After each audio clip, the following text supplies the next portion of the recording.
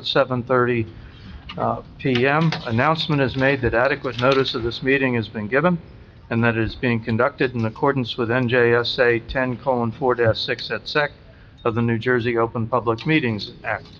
If you would call the roll, please. Mr. DePiero. Here. Councilman McGrath. Here. Mr. Mealy. Here. Mr. Math. Present. Mr. Stanzio. Here. Chairman Dinsmore. Here. We have our board planner, Mr. Weiser, and our board attorney, Ms. Steinle. Okay. And our board engineer. And our board engineer. Is he here? There he is. Okay, great. All right, if we could stand for the Pledge of Allegiance.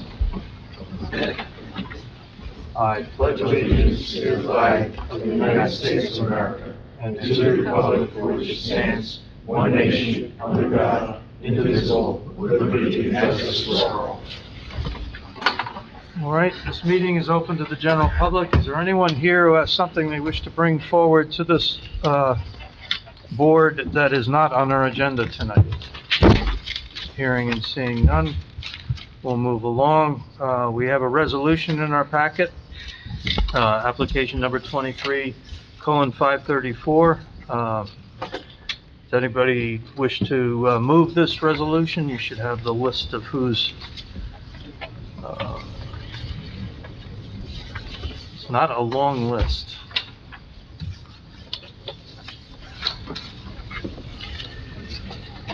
Mr. Math, you want to... Sure. Mr. Chairman, I'd like to move the adoption of the resolution for application number 23:534, NJ Manufacturers Insurance Company, 1 Sylvan Way, Block 202, Lot 4.1. Minor site plan with C variance to install a generator. Do I have a second? Second, Stanzio. Thank you very much. Nora, would you call the roll, please? Matt. Yes. Stanzio. Yes. Dinsmore. Yes. All right. Very good. There's another item in our packet that I'd like to point out. We'll have a few moments to talk about it if anybody wants to. Last meeting, we had a discussion about trying to put in some sort of master plan circulation element with regard to sidewalks, especially the area over what once upon a time was known as the Prudential campus. Now that there are going to be multiple residential sections to that, it makes enormous sense to put in some sort of circulation plan that allows for pedestrians. As it stands right now, I don't think it's particularly safe for pedestrians. So I don't know if you've had a chance to look it over. I did, yeah. Councilman? Yep, no, I think it's a great idea. And I think, going back to some of the stuff we talked about, I think Mr. DiPiero brought it up, right? We have to at some point start, right? The constant pushing it down the road doesn't help. So I think it makes all the sense in the world to move forward. All right. Any other comments or thoughts on this subject? Yeah, I'll reiterate the term that everybody uses, a sidewalk to nowhere. But if you don't start, you'll always have a sidewalk to nowhere. They'll connect eventually, but you gotta start somewhere. All right. Mr. Meth, actually, you might have gotten this ball rolling a while ago when we were discussing the first developments there. Oh, yeah, no, it's absolutely necessary if we put residents in the middle in this campus. I worked in this campus for a number of years, and even then, people walked all the time around lunchtime, and it bothered me then, it still bothers me. All right. Well, this is a start. I don't think it's perfect by any stretch of the imagination, but I think it's a start. Great. Mr. Meth, you have any? I'm Mr. Meth. Mr. I'm Meth. Mr. Mealy. It's these M names. Mr. Chairman, I think that many of the residential areas should get sidewalks because they don't. And yet some of the areas that we are trying to improve probably don't need them. That's my comment. Well, they're going to put in a plan here, I think. Other Mr. Chairman, comments? I think when it gets to council that they should call it the DiPiero statute, is what it should be named. Sounds reasonable to I would me. second that, for sure. Sounds reasonable to me. What is the appropriate plan here? Do we The just the have a- support, though, would be from the people on the other side of the street that will not get the sidewalk. The people that are getting the sidewalk will not want it. That's what we've always seen. That's called Murphy's Law. So has everybody had a chance to review it and, like, do we You just, just do a voice vote to have me send it out. all right, so don't even You could do a motion to second it then. have a motion to, recommend that we send this to the council? I'll make the motion. All right, do I have a second? Second. All in favor, say aye. Aye. Any opposed? All right, Thank you. I will send that out in the morning. very good. Now, that brings us to application number 24:503, SIG 6 Sylvan LLC, 6 Sylvan Way, Block 202, Lot 1.9. This is a item application carried over from June 3rd, 2024. Counselor. Good evening, Mr. Chairman, members of the board, board professionals, and public. John Inglesino again here on behalf of the applicants, namely Canso Parsippany Urban Renewal LLC, an affiliate of Avalon Bay Communities, Inc., and 6 Sylvan Urban Renewal LLC, owner of 6 Sylvan Way. Both applicants are designated redevelopers for their respective portions of the site. As you recall, we're seeking subdivision approval for the subject property, namely 6 Sylvan Way, into 2 lots. The north lot, which is approximately 9.71 acres, and which will be owned by Canso, and the south lot, which is approximately 8.93 acres.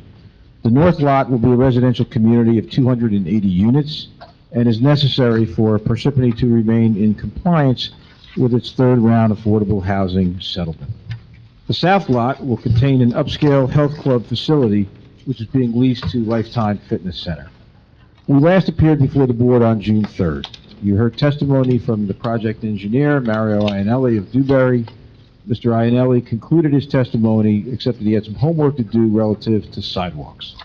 Significantly, Mr. Iannelli will address in a moment the issues of additional sidewalks internal to the project, pedestrian crossing over the westerly entrance, which is in a floodplain, and lastly, the viability of sidewalks on Sylvan Way.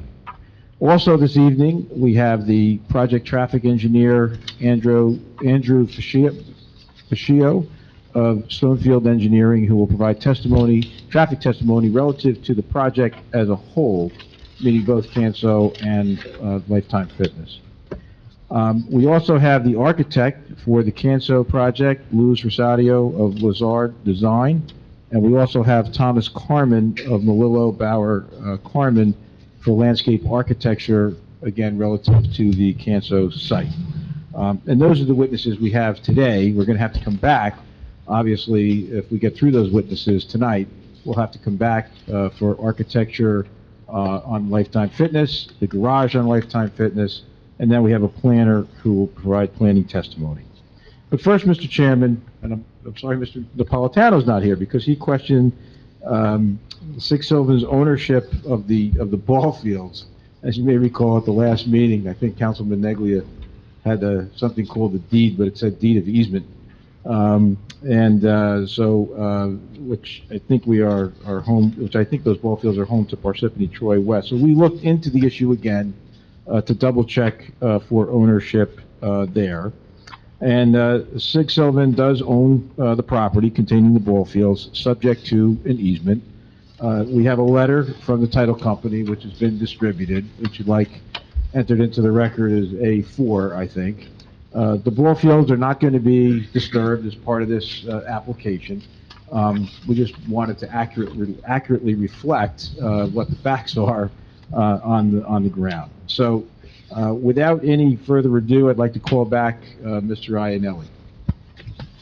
And Mr. Iannelli, you understand you're still under oath, right? Yes.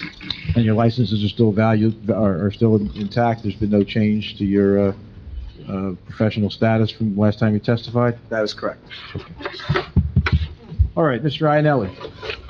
So at the last board meeting, there was discussions about sidewalks, internal and external, crossing the actual creek in front. So after the meeting, we took a hard look at the options. I actually had a meeting with the DEP last Wednesday, and what we are presenting, I have two exhibits that I've given to hand out. The exhibits are both sidewalk exhibits, A and B. I'll describe them very quickly. So why don't we mark those now, too? 5. Why don't you describe what you want to refer to as A5, and then describe what you want to refer to as A6? Okay, A5, I'm assuming is Exhibit A, is a exhibit showing the sidewalks as proposed in red, additional sidewalk in blue, additional sidewalk in blue, and also on the upper left-hand corner, a reconfiguration of the surface of the culvert. On the left to that is Exhibit B, which is showing how we're trying to, and we're achieving a pedestrian crossing within the existing paved area of the culvert. So to go through this very quickly, what we're able to do looking at Exhibit B is that the current curb-to-curb on the culvert is between 30 and 31 feet. We're proposing to reduce the width of the cartway, the travel cartway for the vehicles to 24 feet, which complies with your redevelopment plan and is typical for a two-way driveway. We're also proposing to improve the radius on the way. I'm highlighting Exhibit B. The radius is, you can see the existing curve is in blue. We're improving that radius to with a radius of 30 to improve vehicular movement. We're also going to convert, now if you look at Exhibit B, what we're going to do is this existing curb line, we're going to bump it out, create a sidewalk approaching on either side, and then once we hit the floodway, we're going to basically use pavement markings and signage to create a pedestrian corridor at the surface of the pavement. We're also going to use plastic post delineators that will run alongside where the 24-foot and the pedestrian traffic. You can see we gave examples of a photo of what that would look like. By doing this, we're creating a connection across the culvert without resulting in any fill in the floodway. That was paramount when we spoke to the DEP. We're also proposing to convert, if you look at the upper left of Exhibit B, there is a wooden rail on the culvert. We're proposing to convert that into a more standard rail, more standard DOT rail for pedestrian and vehicular. The DEP was so concerned with the floodway at the culvert, they made me commit that this lower rail on the railing would be above the flood hazard floodway, not to obstruct any flow. And also we're going to put split rail fence on the sloped areas on either side to create, a safer condition where the slope is on the right side of the sidewalk. During this meeting, the DEP agreed that all of these things would not constitute obstructing flow in the floodplain. They're all rather narrow, and the flow will not be impacted. They could not emphasize that they would not tolerate any fill in the floodway along the corridor, the bank, or the culvert, because there are some provisions in the rules, but that's not along a culvert like this. It's more towards like an isolated low point. So what we did then is that we said, okay, we had a concern about the bus stop that was across the street. So how do we try to make a connection? So this sidewalk would come around the new radius. We're proposing a new crosswalk and a curb ramp on the south side of Sylvan Way. Now, we also need to reconfigure the bullnose that's out there. There's a bullnose in the center island to accommodate it. So once you get through now, I'm walking you across Exhibit B. You can walk around the sidewalk, walk along this area that's painted, then you come up onto a full sidewalk with a curb. We're going to carry a white line stripe where these delineators are, so the perception is going to be that the curb is continuing, but there's no vertical. Matter of fact, he specifically said no curbs in the floodway. Then moving to Exhibit A, this picks up to a new sidewalk roughly 650 feet long that's going to run on the western side of Lifetime Fitness. I'm showing in Exhibit A, it's shown in blue. Now, that 650 feet is going to result in close to 22 to 2,400 square feet of new impervious. And we're going to have to eliminate 15 to 20 parking stalls at the surface and put them into the garage for lifetime. Because I had mentioned once before, that's how tight we are in impervious. Everything we add, we have to subtract.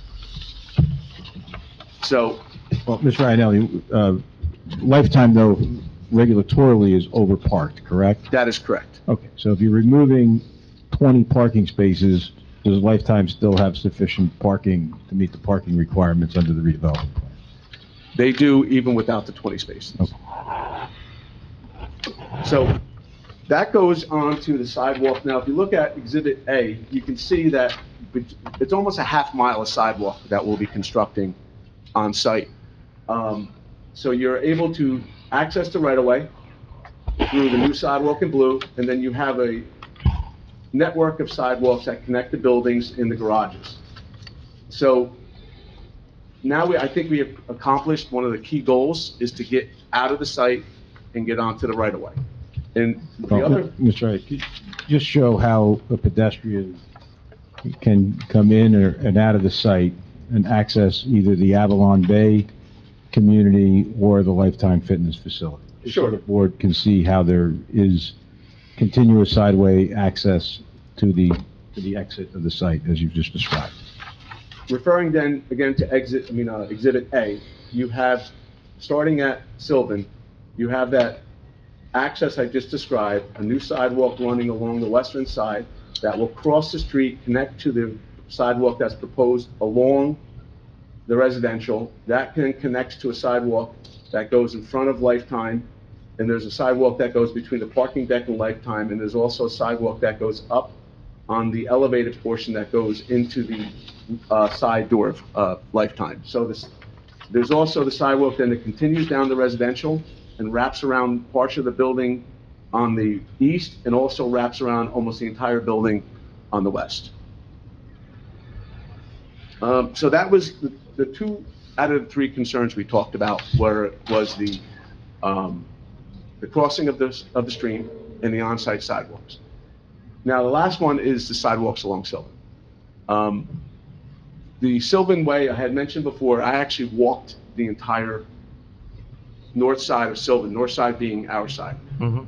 The stream that runs along there goes about 1,500 feet in either direction.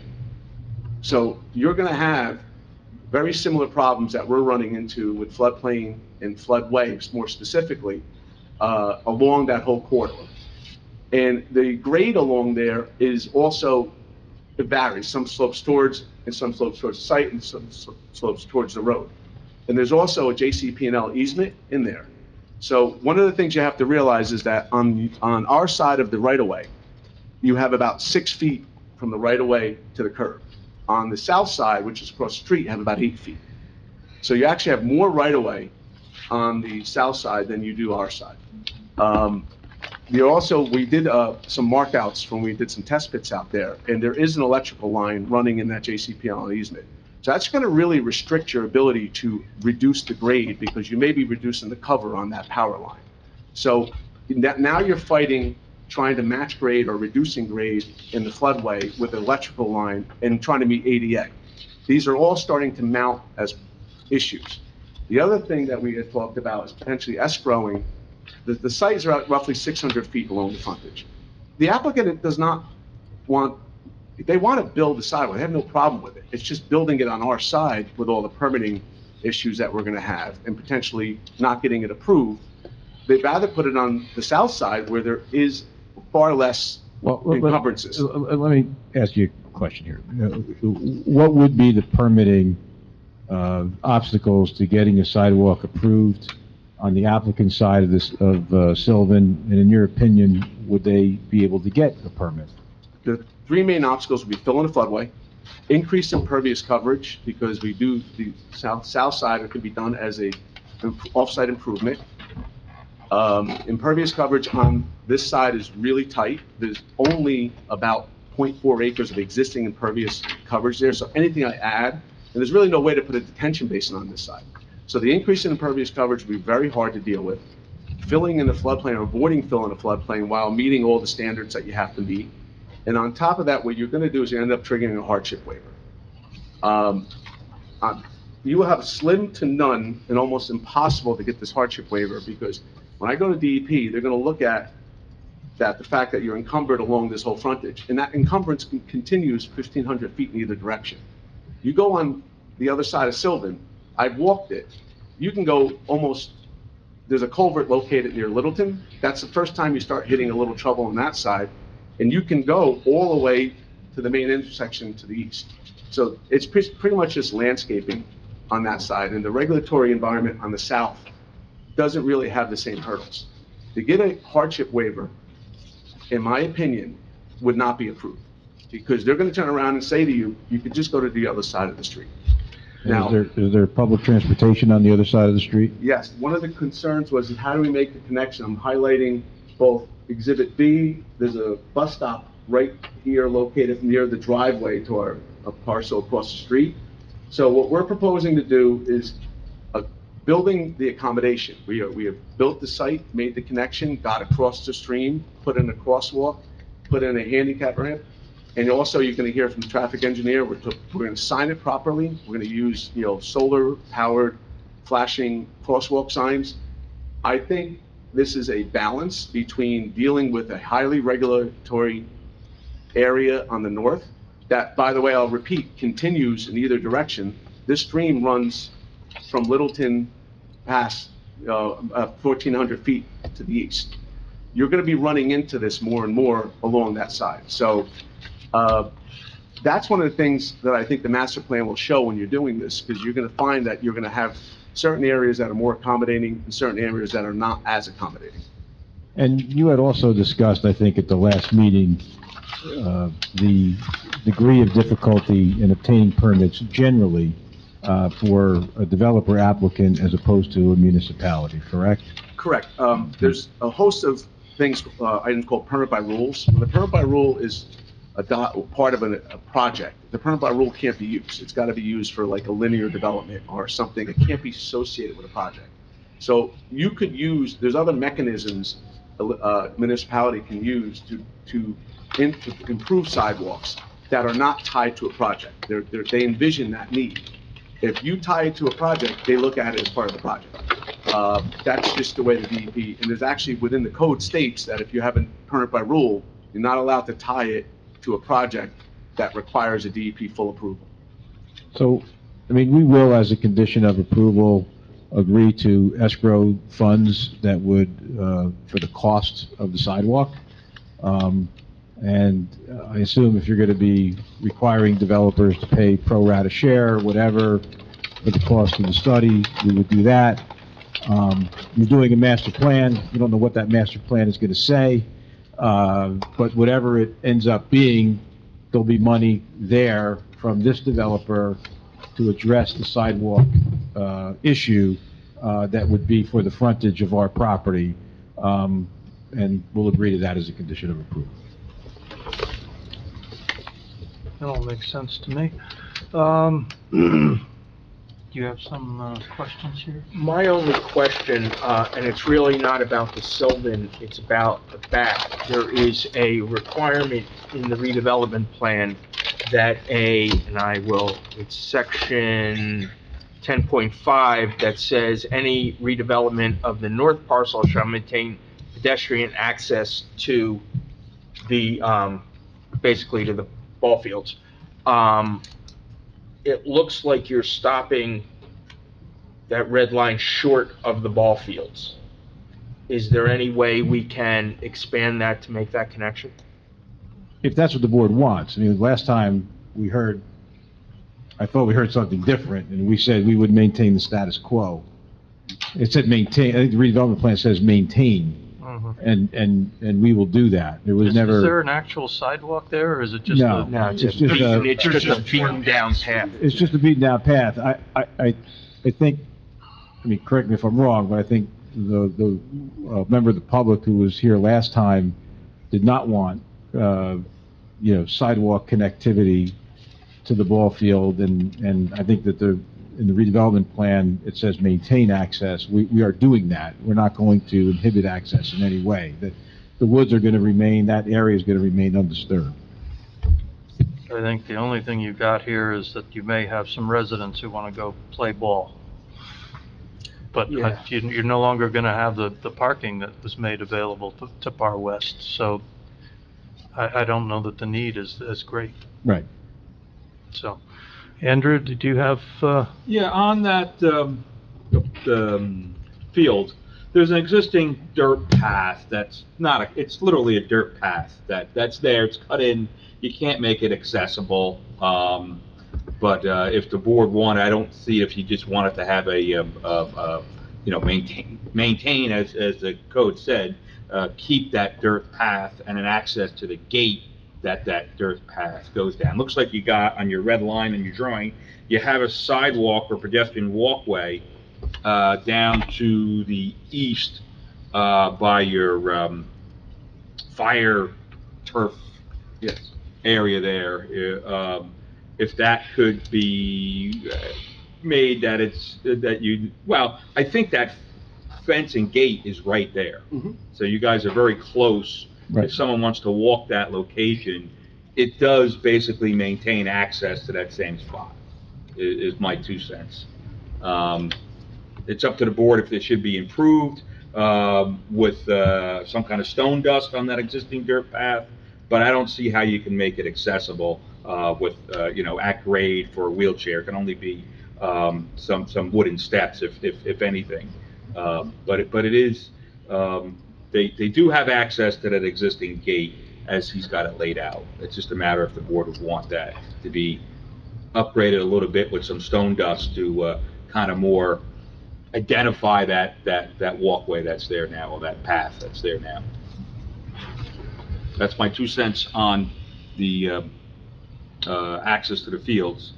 I reviewed and went over with Mr. Ianello the sidewalk, the internal circulation of the sidewalk to Sylvan Way. It makes sense, it works, it does get access out there. I know he's conveyed to me, and he's conveyed to us today, the difficulties with, believe it or not, something that seems very simple.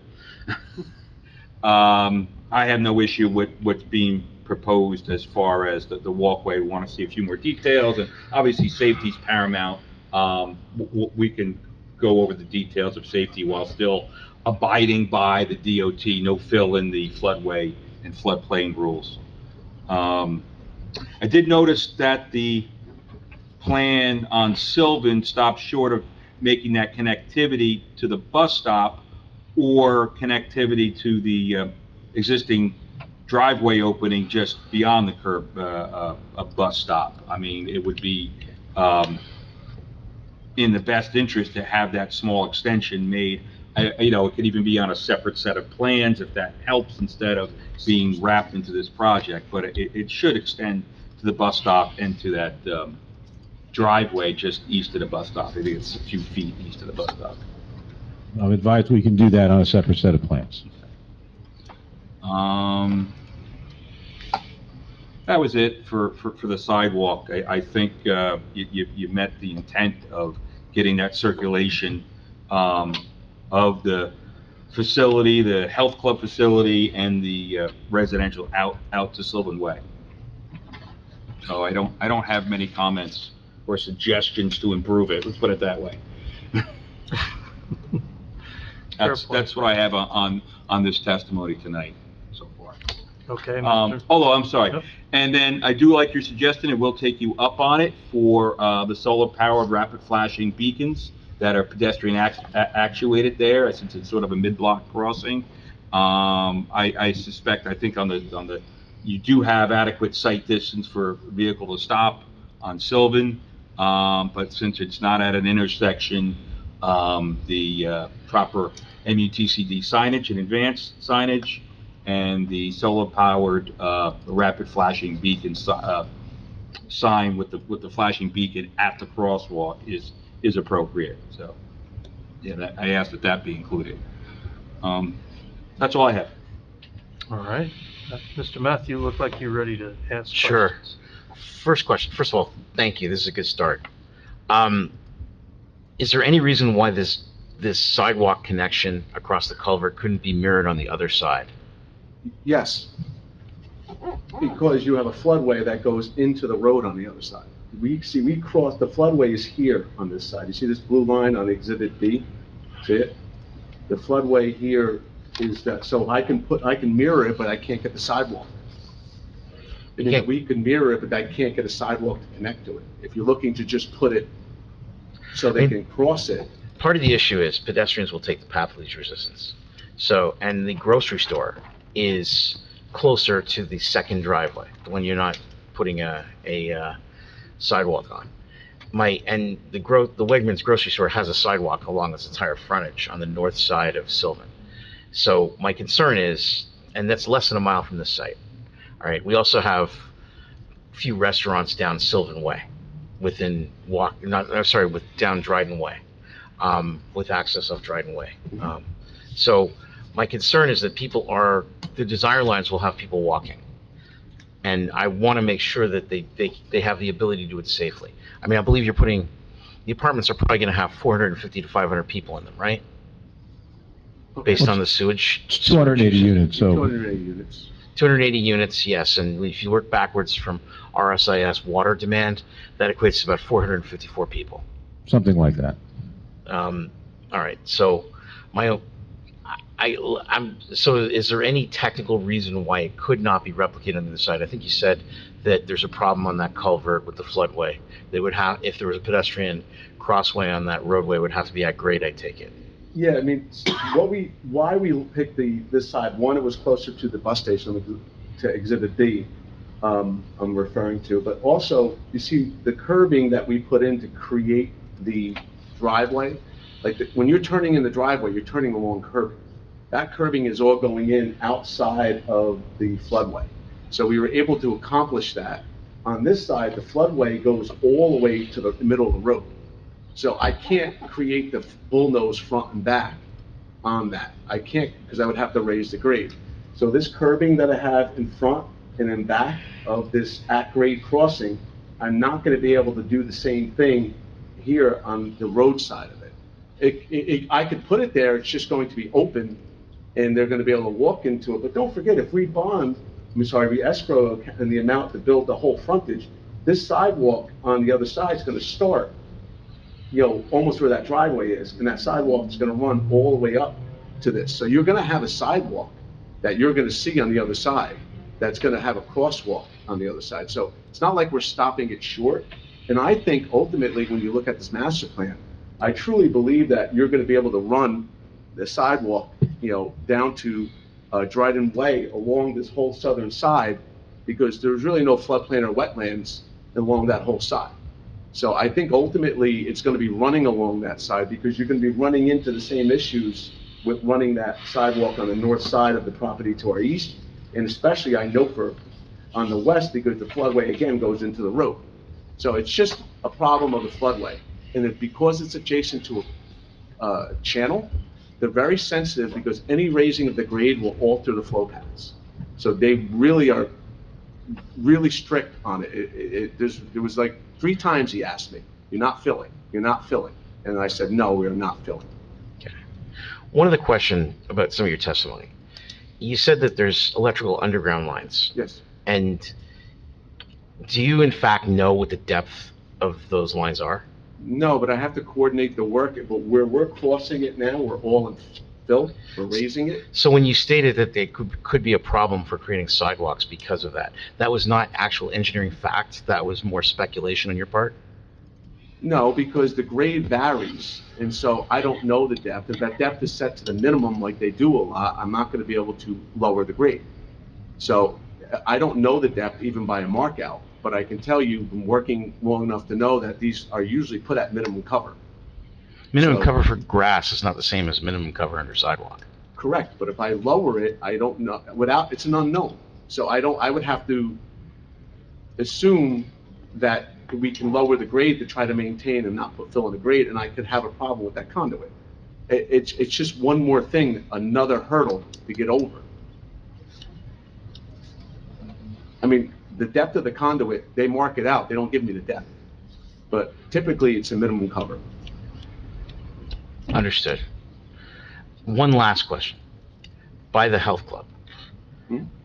Since you're not proposing a continuous sidewalk to connect to the residential, could you fill in that one last piece of sidewalk? Move cursor up that one piece so that people don't have to go all the way around if they're gonna stay on the sidewalk? The issue there is a grade break, there's a wall. Oh, never mind. Yep. All right. Yep. There's a wall. All right, Yes. never mind. Okay, fair enough. Other questions by member, Mr. Dedich? Okay. Good to see you. Any questions from other members of the board on this? Are there any questions by members of the public on this testimony at this time? If you could please come up, give us your name and address, and address a question to the witness.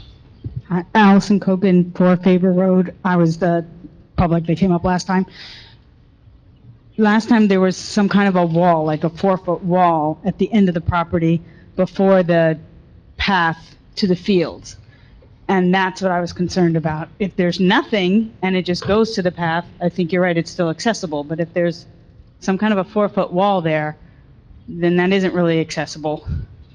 And I think if you're putting residential units in within sight of the playground, the residents should be able to walk to the playground. There is a small wall running along the back, but it stops at the edge of the building. So you can see the wall drawn right here. The wall is actually shown on Exhibit A, in that line where I'm highlighting. So it's behind the wall, but it doesn't extend beyond the projection of the building. So we should be able to grade that out and maintain that.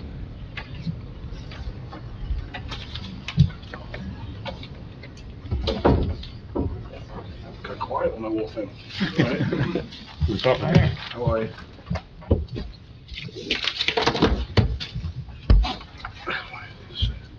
All right. So the wall won't impact the access to that path? We will make sure that the path, if we have to move the break in the gate, whatever we have to do, that path will be maintained. But I believe, from my recollection, it's over on the other side of the wall, but I will confirm that. Other members of the public have questions of this testimony at this time? Hearing and seeing none. Counselor, you Thank you, Mr. wish to Chairman. At move this along? time, I'd like to call up Mr. Andrew Vicio of Stonefield Engineering, who will provide traffic testimony. Thank you. Thank you.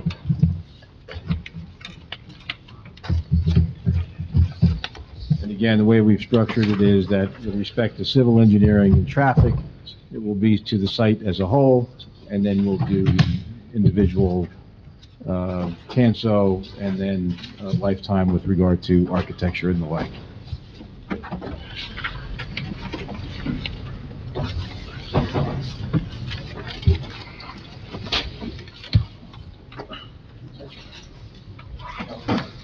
Do we have any spares of those exhibits that were, It's here, it was marked. there were a couple of exhibits that were handed out. The new ones, yes. I'll get it. Do you have any of those exhibits left that, Okay, that's marked as These? A3. yeah, We're actually short. We're sharing. Short too. okay. Well, let me hand these to the mayor so he can see what they were talking about before. All right, if you please raise your right hand, do you swear or affirm the testimony that you're about to give will be the truth, the whole truth, and nothing but the truth? Yes, I do. Please state your name, spell your last name, and provide your address for the record. Andrew Vicio, V as in Victor, I-S-C-H-I-O, 92 Park Avenue, Rutherford, New Jersey, Stonefield Engineering and Design. Thank you, Mr. Vicio. Can you please describe for the board your educational and professional credentials and include any licenses that you possess? Absolutely. I have approximately 13 years of experience in the industry. I'm a licensed professional engineer in the state of New Jersey. My license is in good standing. I'm also a certified professional traffic operations engineer. I received my bachelor's and master's degrees both in civil engineering from Georgia Tech, and I've been accepted as an expert in traffic engineering before planning and zoning boards throughout the state. Mr. Chairman, we respectfully request that Mr. Vicio be recognized as an expert in the area of traffic engineering. Any questions from the board on the qualifications of this witness? Hearing and seeing none. All yours, sir. Okay, Mr. Fisher, why don't you describe the traffic aspects of this application for the board? Sure, and first I want to state that Dewberry Engineers prepared a traffic impact assessment dated February 7th, 2024. I began work on that project when I was employed by Dewberry Engineers at the end of last year, and was retained to continue to work on the project upon my employment at Stonefield Engineering and Design. Just wanted to clarify that for the board's understanding. So before I get into any details of the results of that study, I just want to state right at top a high-level overview of the traffic impacts. Using an ITE trip generation exercise, the previously occupied office building generated more trips leaving the site during any single peak hour than the proposed development would. So I did not want that fact to get lost as we go through all of the details and get a little bit more granular with the remainder of my testimony. As was previously testified to, the site is currently vacant. The office building is approximately 195,000 square feet. It has approximately 750 surface parking spaces. The site is accessed via 2 unsignalized driveways along Sylvan Way. Sylvan Way itself provides 2 travel lanes in each direction, separated by a landscape median. Those travel lanes are approximately 11.5 feet wide. Sylvan Way carries approximately, or I should say prior to COVID, carried approximately 10,000 vehicles per day. The number is likely lower given reduced office occupancy rates. The site can be conveniently accessed from all directions. From the immediate north and south, motorists can utilize Route 202. Those traveling a bit further north and south can utilize I-287. Route 10, of course, provides access from the east and west, and even more conveniently, Dryden Way provides a unsignalized grade-separated interconnection between Route 10 and Sylvan Way for motorists traveling in either direction of Route 10, so those coming from the west, so to speak, don't necessarily need to utilize Littleton Road. The existing site, based on our research, also effectively has no crash history. Based on the state database, there was only 1 crash along the site frontage in the 5 years preceding COVID. The proposed development, of course, is a mixed-use development comprised of a Lifetime Health Club and 4-story multifamily residential building. Access would continue to be maintained by the 2 existing unsignalized driveways. On-site circulation would be supported by 3 north-south drive aisles and 2 east-west drive aisles. With respect to the trip generation of the proposed development, we utilize standard industry resources. As we indicated in the submitted traffic report, the reoccupied office building would generate more trips than what is being proposed during the weekday morning peak hour. The proposed development, however, would generate more trips than a reoccupied office building during the evening peak hour. But again, as I mentioned at the top, even with more trips in the proposed condition in the evening peak hour, the weekday morning peak hour, I should clarify, the weekday evening peak hour for the reoccupied office still generates more egress trips than the proposed development. Notwithstanding this decrease in existing trips in the morning and the comparable trips in the evening, we did perform a capacity analysis or an operations analysis at both site driveways. I want to point out that we utilized pre-COVID traffic count data available through the New Jersey Department of Transportation's database, so our analysis is conservative in that regard. And we did not take, I've been talking a lot about the reoccupied office versus the proposed condition, but we did not take any credit whatsoever for what was previously there. The driveway capacity analysis is every single trip that would be generated by the proposed development, nor did we take any credit for any interaction between the proposed residential use and the Lifetime Health Club, which we do believe there will be some synergy there, and some residents who live in that building and are members of the health club, but we did not take any credit there. Based on our industry standard analysis, the level of service and delay when motorists are exiting and entering those site driveways are at acceptable standards. We're looking at queues of approximately 1 or 2 people, vehicles leaving the site during the critical weekday evening peak hour. Moving along to the parking supply, the proposed design would separate the Lifetime parking and the residential parking entirely. The Lifetime portion of the development, as Mario just testified to, meets the requirements of the redevelopment plan. However, the residential portion of the development does not, comes close, but doesn't exactly meet RSIS standards. So we as a team collaborated with the operators of the residential portion of the development to obtain real-world data in New Jersey at other mid-rise residential developments in suburban settings. Based on that data, again, same residential operator, the average parking demand for Avalon Developments is 1.17 spaces per occupied unit. We are providing 1.167 spaces per occupied unit. So very much more than the average parking demand across their similar residential developments. The highest parking demand rate that we saw in New Jersey that's comparable to this was a location in Wharton, which had a parking demand rate of 1.4 parking spaces per occupied unit. Again, that's less than what we're proposing at 1.67. So we feel very comfortable with the parking supply that we're providing, despite not meeting RSIS standards.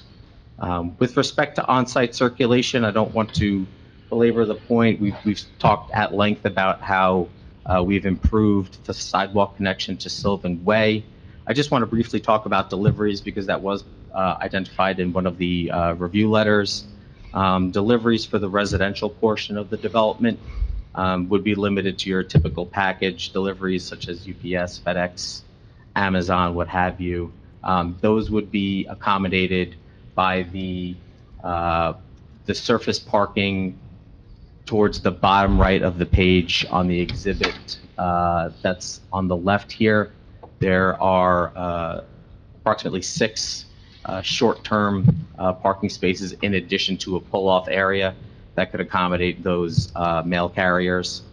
That's about all that is expected of the residential development with respect to deliveries.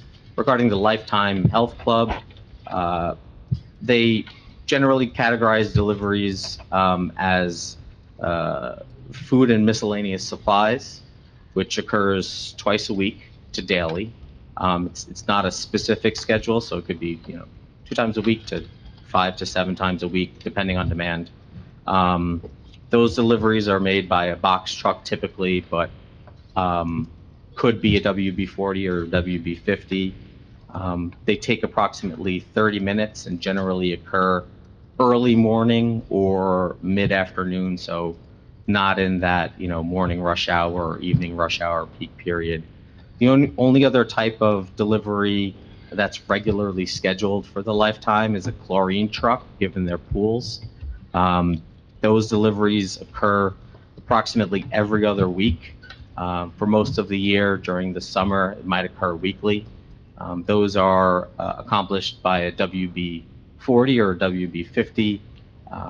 The turning templates for those trucks have been included in the submitted site plan. Those take approximately 30 minutes, and they typically occur off-peak during the afternoon. So again, not during your morning or evening rush hours. In conclusion, the existing site driveways are adequate to accommodate the proposed site's vehicular demand, and the proposed parking supply is sufficient to meet each user's need. I did my best to weave in responses to comments in the review letters in my testimony, but happy to answer any questions that the board or professionals may have at this time. Well, I have a couple of more questions. Yes, On the lifetime portion, how many spaces are required and how many spaces are being proposed? The Lifetime is proposing 506 spaces, whereas 410 are required. Okay, and do you have any empirical data for Lifetime, like you do for Avalon Bay, to suggest or to indicate to the board as to why more parking is required than the standard? We do. Data was collected in 2016 at two locations in New Jersey, two existing Lifetime locations in New Jersey, Berkeley Heights and Florham Park. That empirical data for this specific user, the average parking demand rate was 4.8 spaces per 1,000 square feet, whereas we are, again, proposing 4.94 spaces per 1,000 square feet. Okay, and how much of that parking will be in the structured garage? Approximately 80% will be in the structured garage. I can give you the specific number. I think while you're looking for that, I'll just represent to the board that with the loss of the 20 spaces or so, those would be surface parking spaces. I think you're going to see some revised plans that would look to make that up in the structured parking garage. About 78% would be in the structured parking garage. And in your opinion, access to the site is both safe and efficient? That is correct. Thank you, Mr. Chairman. I don't have any further questions. Mr. Canjiano, do you have some, Yeah, I have some comments, but I don't know if one of the board members want to go ahead at all, if they had some comments. I just had a few questions on, let's see, on the trips. The trips for the fitness center versus the residential. Is there, when does the peak occur for the fitness? I want to see how that compares to the peak. I know you gave a combined peak for both uses, but when do you anticipate the peaks occurring for the fitness center? And then, you know, is it a weekend peak? Is it, what time of day on weekdays is the peak for the fitness center? Yeah, the peak is anticipated to occur during that 7 to 9 a.m. Range during the morning peak hour, and that 4 to 6 p.m. range in the evening peak hour. Based on ITE data, the weekday evening peak hour does generate more trips than the Saturday midday peak hour. Okay, so the weekday is more than the Saturday. That is correct. Weekday is slightly higher than Saturday, but it is higher. And the comparative uses or comparative size and parking requirements of the other facilities, do they have the pool amenity as similar to this one? One of our questions was, do you anticipate, is this enough parking anticipating the use of the pool as well as the fitness center?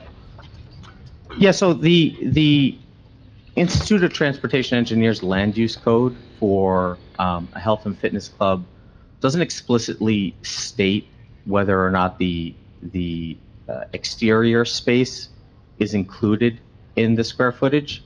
So what we did was we cross-referenced our analysis with, again, empirical data collected at other Lifetime health clubs. And we found that generally speaking, the evening peak hour is extremely close to the Institute of Transportation Engineers rates, within 6% during that critical weekday evening peak hour. The Lifetime specific data does show significantly more traffic generation for a Lifetime during the weekday morning peak hour as compared to the Institute of Transportation Engineers. But again, at no point would even with that Lifetime specific data, at no point would there be more trips leaving the site in the proposed condition than a reoccupied office building. But entering, there are more trips. Correct. But it's actually it's extremely close. It's a reoccupied office during the morning peak hour generates 262 ingress trips. And for the Lifetime, using Lifetime specific rates, that is 232 during the weekday morning peak hour. So the office is still higher ingress during the weekday morning peak hour. The Lifetime actually has slightly more ingress trips during the evening than an office does in the morning, if that makes sense, but it's a difference of 20 trips. So it's, I would say, de minimis. And then going back to the parking that you're proposing for the fitness, it's required to be 4 per 1,000, 1 per 250, and you're providing 4.85 spaces per 1,000, I think you testified to? 4.94 pending the reallocation of some surface parking that was previously testified to, and the ability to make up that parking in the structured parking garage. So I testified to 4.94, and I think that's roughly about where we'll end up. And then switching gears to the circulation and deliveries, I see you have an area for backing in and for deliveries coming to the residential. Do you have any area identified on this plan for servicing the fitness center, pull-out area or anything? No, there isn't. And in my conversations with Lifetime, that's typical for their developments. The box trucks and those larger trucks would have to utilize the box trucks would have to utilize parking spaces, surface parking spaces. The chlorine truck specifically is the one that we looked at a little bit more closely, just based on where that delivery does need to occur. So that's going to occur at the top of the page that you see there, which is the westerly frontage of the Lifetime building. That door provides access to the pool maintenance room, so to speak. So for 30 minutes off-peak, once every other week, there would be a truck delivering chlorine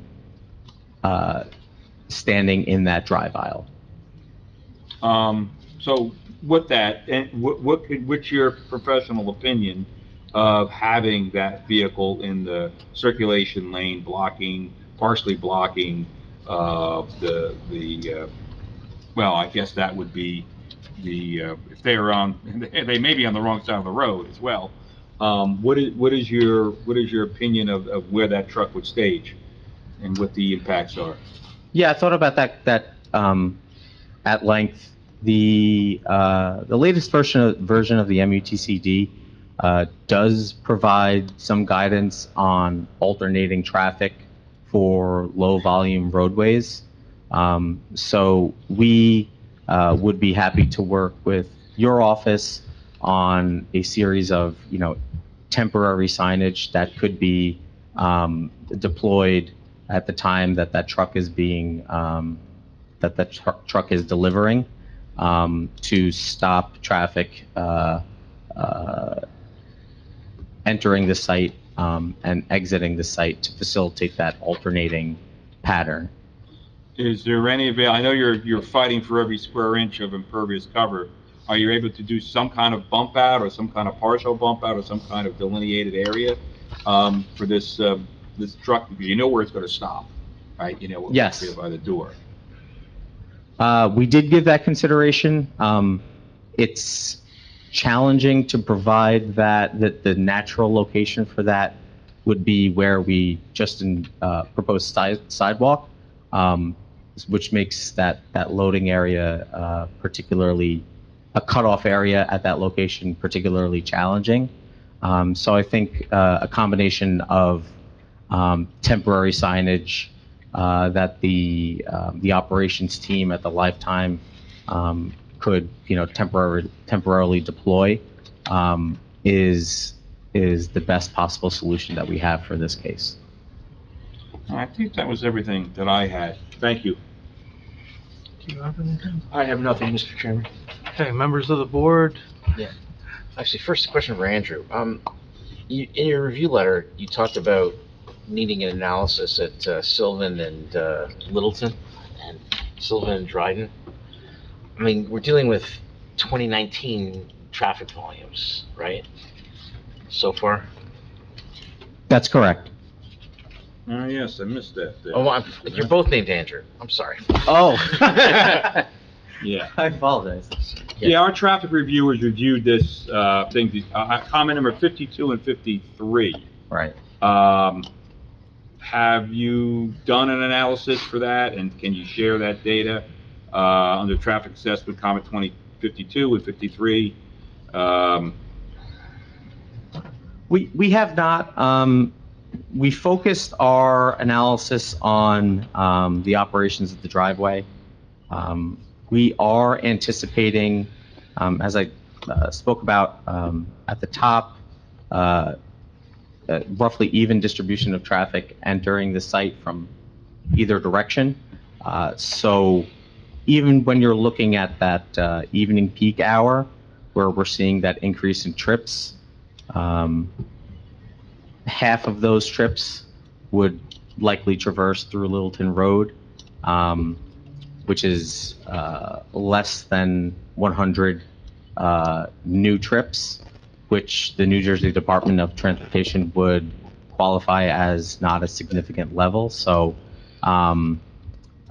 based on our trip distribution, and our focus really on the operations of the driveway, that played into our decision for the scoping of our traffic study. So your trips to Dryden, they do increase, or you haven't evaluated that yet? They do increase. We have not evaluated it. But I, based on NJDOT's definition of significant, we would fall below that threshold. Now, did you check our traffic ordinance in our town? I'm aware of the traffic ordinance, and I am aware that the threshold for the town is much less than DOT. I am aware of that. Because our roads are smaller generally. Another question. I mean, at least pre-COVID, we had and I don't know if it's the same situation. We had a major queuing problem on Sylvan Way heading towards Littleton Road because Littleton Road itself was all backed up. Your driveway analysis presumes that traffic's free-flowing in front of it, correct? Correct. So your analysis, if there is queuing, isn't really accurate. Is that correct? I think that the operations of the driveway, if there were significant impediments as a result of the queuing would reflect in the crash history, and there just isn't any. Well, the queuing is a fact. It was there. I mean, what I don't know is it's still there now that with COVID and the change in the nature of the office at the campus. So have you actually been to the site Yes. during peak hours? Yes, the evening peak hour only. Did you see any queuing? No. When were you there, just out of curiosity? Prior to the last scheduled hearing. That was June 3rd? June 3rd, around 6 o'clock. Okay. Another question. Let's pivot to parking for a minute and the residents, the residential. There's the garage. Is it open access, or do you need a key card to get in? Public access. Okay. Oh, I apologize. I just assumed you meant the lifetime, right? No, No, the residential. Oh, I apologize. Residential would have a gate, an intercom type of method for visitors. Yeah, because by my calc, you're gonna need to have 140 spaces available to the public, visitor spaces. Those spaces are provided, but you would need to use that intercom system to be able to access the facility. Okay. Now, I understand you've also taken full advantage of the state ordinance with respect to electric vehicles. I also understand that, like electric vehicles, you're not allowed to park there for extended periods of time. There's a time limit for how long you're allowed to use them. So the question I got is your calculation of how many spaces you have per unit. Mm-hmm. If you cannot park in an electric vehicle space, how does that factor in?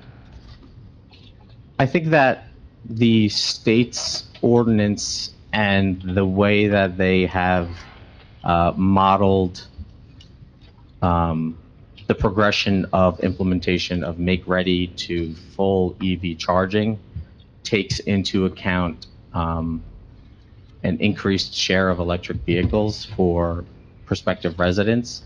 So just because we're allocating a certain percentage of make-ready spaces, when we receive our C of O, those make-ready spaces will not be exclusive to electric vehicles. But, over the next 6 years, the state and we anticipate more residents will have electric vehicles and will be able to take advantage of those spaces. Well, thank you for that, but that's not my question. My question has to do with the fact that I believe the legislature requires that you're not allowed to park in an EV space for longer than, I think, 2 hours or something to that effect. I would have to clarify. That's not my understanding of it, but I can get back to you on that. I don't think that's accurate as to the law, but. Okay. I'll look into it as well. Okay, thank you. Because I did a panel on this for the New Jersey planning officials, and I believe there's a time limit on how long you're allowed to be in an EV space. 60 hours. I think it might apply to public EV SE spaces. There was a model EV ordinance that every town adopted that discussed public EV SE spaces. And I think that did have a time limit, but I'm not sure if it would apply in this instance. So You should look into it. I know it doesn't, but you should have your board attorney look into it as well. Understood. Okay, thank you. Other members of the board have questions on this testimony at this time? Hearing and seeing none. Are there any members of the public who have questions of this testimony at this time? Please come up, state your name and address, ask your question. Allison Cogan, 4 Faber Road. I'm not quite sure this is the right one, but I didn't hear anything about moving trucks and how they would be considered, because I know at one of the other planning board meetings, there was a lot of discussion of where moving trucks would go, and then where the bus stops will be and where the children will be waiting for the bus. So the moving trucks, the garage would not have adequate clearance for a standard U-Haul type of truck, would have clearance for a U-Haul type of van.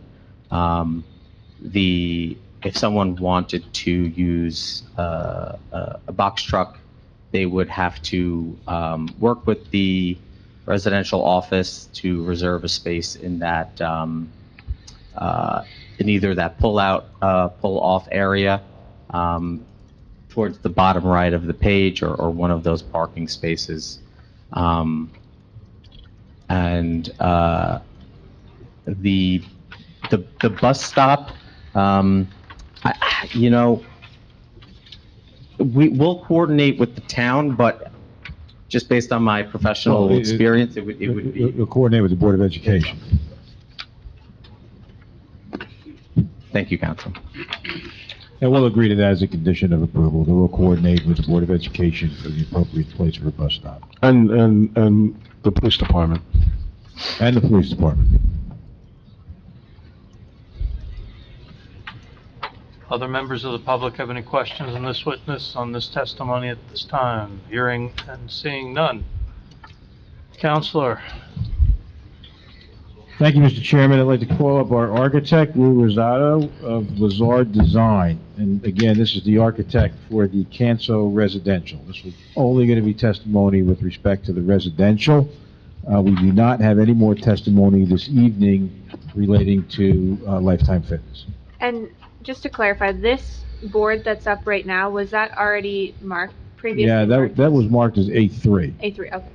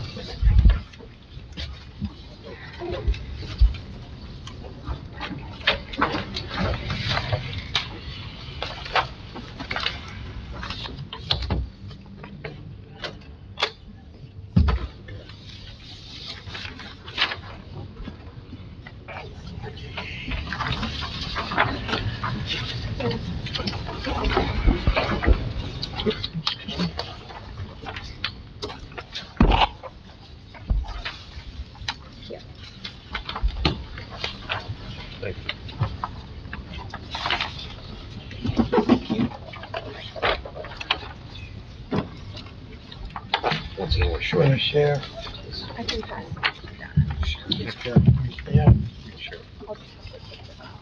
We're done. You can have mine when you go, when we're done.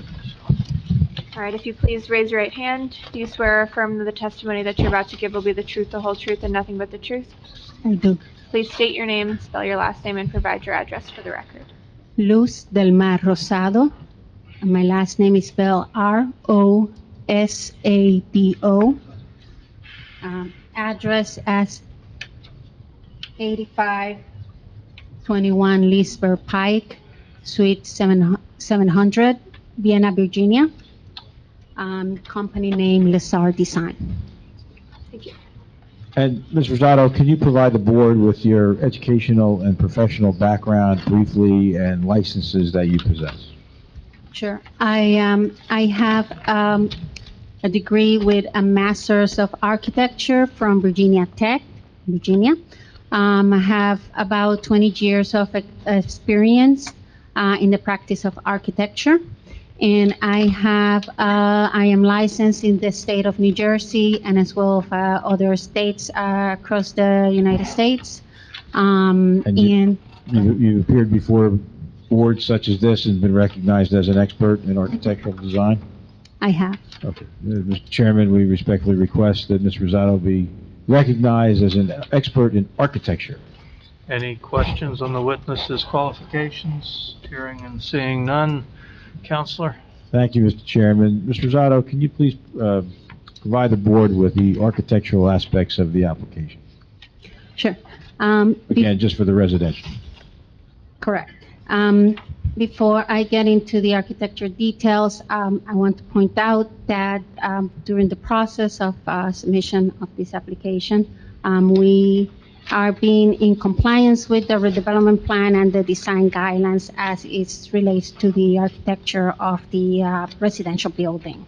There have been very little comments regarding this portion of the application. of which we have addressed or we will address tonight on testimony. And then with that, I'll go over the exhibits and the architecture submission. Do you have new exhibits? I do. The first exhibit I'll be speaking on is How many exhibits do you have? Do you want to pre-mark them? I have a total of 9 exhibits, 3 of which are new, and the remainder are part of the application that was submitted. Why don't we mark the 3 new ones that you have now, so that we don't have to stop during your testimony and disrupt your flow? Yeah. The first one, it's the one that you see here on the left. It's called SE01. And that would be, what are we up to, Laura? 6. A6? And just describe A6 if you would. Here, take the mic. This is A7. 6 would have been that Exhibit correct. B from the sidewalk plan. Okay, you separated them, okay. So Exhibit A7, please. A7.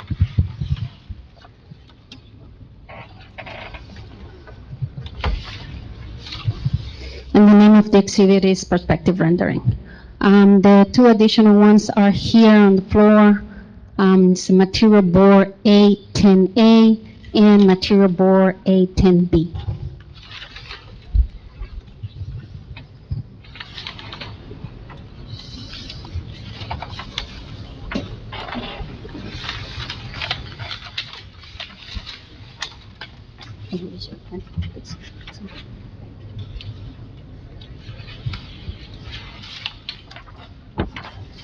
So this would be AA. Yes. A10A will be AA, and A10B will be A9. Okay.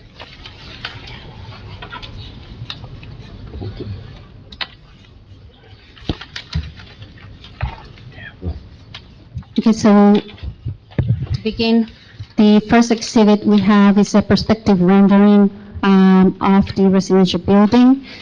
This showcases the architectural character of the building as viewed from the entry to the residential building. This view is taken from this east side location of the building across the drop-off area and look directly at where the entry doors of the buildings are. You can see the massing of the corner, the design of the roof line, and the articulation we have provided in the building to provide interest in the variety of materials we have on the architecture.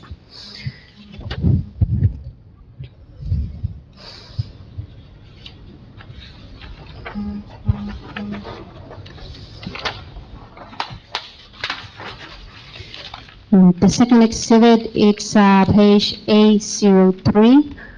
It's a typical residential level, noted as residential floor plan R2.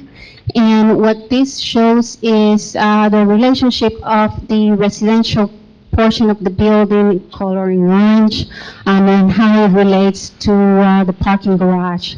The parking garage is concealed by the residential building along the front of the building. Here in orientation, if you see on the site plan, this part of the road and part of the building with the access to the garage here, it's what is located on this side. The building has 2 corridors on either side, and like I mentioned, the garage, it's located in the center of the building for convenience of access and decentralized to the residents of the building.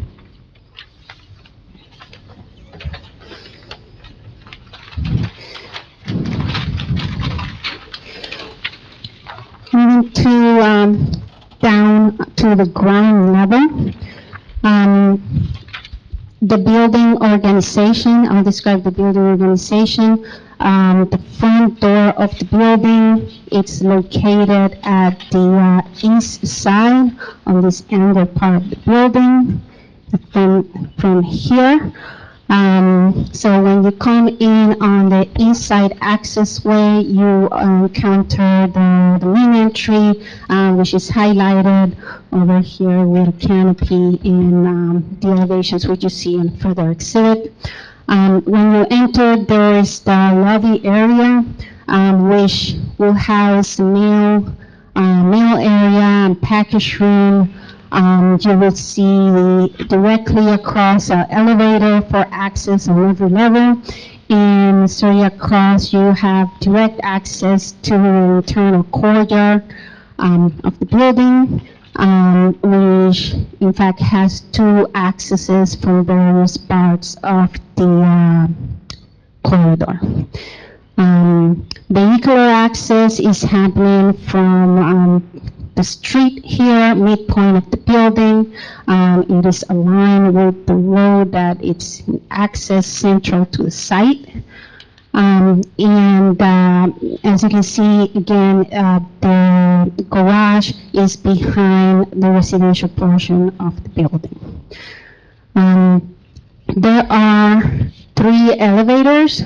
The one that I already mentioned, that is in close proximity to the lobby. The second elevator is located towards the rear of the building, midpoint, adjacent to the parking garage for convenience of circulation from the parking into the residential building. And the third elevator is located on this occasion in the garage for accessibility to where the loading area is. The loading for the residential building, it's located in this area, which you can see on the site plan. It's here. It's a parallel parking away from the street, and it has direct access to the building through this sidewalk and corridor that aligns with where the elevator location is. And this should be able to bring the elevator to all the floors of the building. There's an additional access, pedestrian access on the opposite side of the garage for convenience to provide convenience and access to the ground floor eastern side of the building. For trash, we have a centralized location, 1 trash room in each floor. I'll go back 1 exhibit so that you can see where it's located, right here, midpoint on the building in each floor. And then the main trash room located at the ground floor in this area where trash will be collected.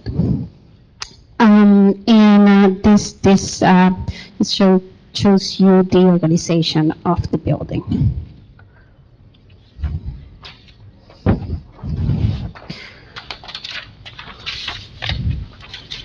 This next exhibit, A07, shows building sections, and it describes the height of the building. We have a 4-story residential building with a mezzanine. The building height is 57 feet 7 inches for the residential building, where 70 feet is allowed. So we in fact are about a little bit over 10 feet below the allowed building height for the residential portion. For the garage height is 61 feet 7 inches, where 80 feet maximum it's allowed. So in fact, we're about 17 or 18 feet below the building height allowed. It's 6 stories, where 7 stories is allowed. And you can also see where in this section, building section number 2, It's a cross-section through the garage, and you can see where the residential portion of the building is currently in the garage from the front view.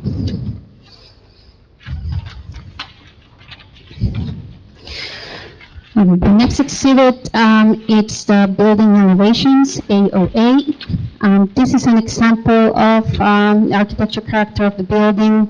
In our submission, we show all the exterior elevations of the buildings. I'll just go through one, since architectural character wraps on every side of the building. On top of the elevation, I'll describe elevation number 3. Which is located here on the bottom right. You can see a key plan with the number 3, and that's the elevation here on the east as you come from the side of the entry. The top here is a partial plan where you can see where we have variation on the depth of the building, and you can see how that relates to the elevation. All the materials are noted here in the material legends with a designated number, and those matches the numbers noted in these material boards for reference. And all the materials proposed are allowed per the redevelopment plan. As an example, we have the brick color here noted as number 1. So you can see here is the brick example we're proposing, and it's noted here as part of the building at the first story base location here with the portion of the brick extending that location. And another example you can see here, the tag noted as number 9, matching material legend as architectural shingles. And that repeats on each side of the building. This is again the entry of the building, which is what's reflected on the perspective rendering with the canopy, and this is the front of the building as looked from the road side.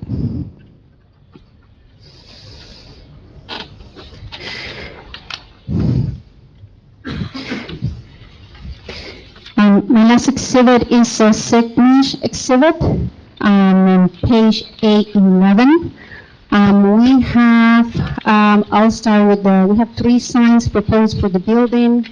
The first sign is a canopy sign. We have 1 canopy sign where 3 are allowed on the redevelopment plan of about 12 square feet, where 75 square feet are allowed. And that is located at the main entry of the building above the entry doors, and is mounted on top of the canopy. Then we have sign number 2 and sign number 3, which are well signs. So there's 2 well signs, where 2 are allowed per the redevelopment plan. 1 also located on the upper level of the main entrance to the building, which is here on the east, and the second one here, sign number 3, is located on the complete opposite side of the building on the west. There was one of the comments for the wall sign dimensions that mentioned the need of a potential deviation to the redevelopment plan, as it was interpreted that each of these 2 wall signs being at 68 square foot each, therefore bringing the total square footage to be over 100 square feet requirement on the redevelopment plan. However, it was not entirely clear or confusing the calculation as noted in the drawings. So to clarify that, we just want to bring up that these 68 square feet already included both signs combined. if you can see, these two signs are different dimensions and are described by these string dimensions on the elevation. And in the calculation here on the area, you can see that one sign is 26 square feet. That's sign number 2. And sign number 3, which this is a discrepancy in the drawing, is actually 47.2 square feet. Instead of 42 square feet, for a total of 72.5 square feet, which is below the 100 square feet allowed maximum for wall signs. So we just wanted to clarify that, meaning that 2 wall signs are therefore complying with the redevelopment plan. And this is my last exhibit. I'm happy to answer any questions you may have. Members of the board have questions on the architect? Mr. Chairman, Mr. Mealy? ma'am, if we could refer to, ma'am, if we could refer to this portion that shows the plan, and I want to talk about the elevators. Sure. Before I move on, I told you an incorrect number. This sign is 46.5 square feet for a total of 72.5 square feet, both combined.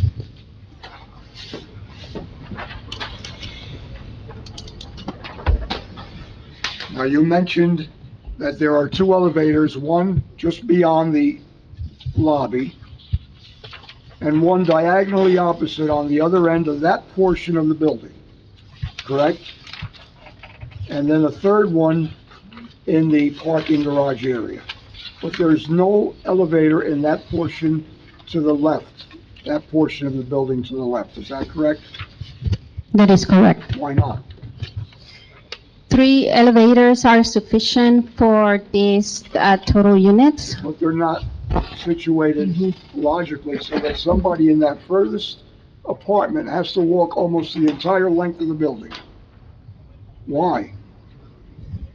If there is access here from the parking garage, pedestrian access here through these stairs here, and there's an elevator here. Yes. So they will have to walk, somebody located in here, they will have to walk through this corridor into this elevator. Is that an adequate situation? I mean, I don't know what to say about that. We believe this is adequate As a situation. handicapped person, I would have a devil of a time walking that distance to the nearest elevator.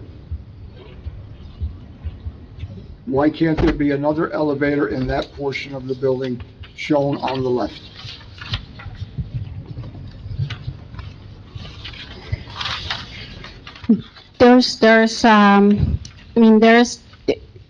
Regardless of whether there's elevator located here or here, there will still be the need of traveling through the corridor to the front door of the building, for example.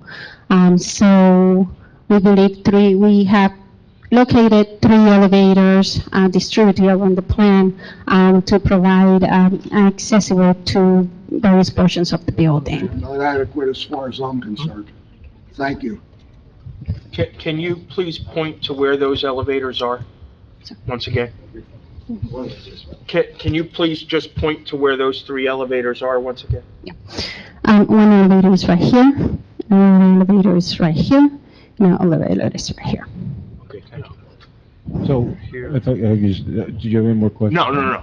Mr. Rosati, can you, in terms of the number of elevators and the placement of the elevators, are those permitted under the building code?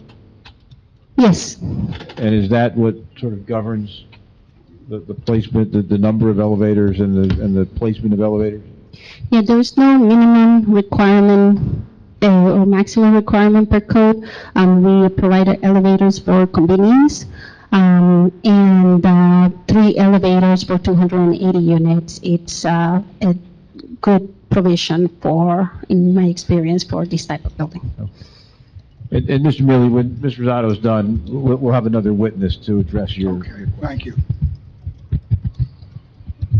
Other questions from members of the board on this witness? I do have one question. On sheet A02, how would someone who needed a wheelchair be able to traverse across from the entryway to the west building on the first floor, or would they have to go up the elevator and down?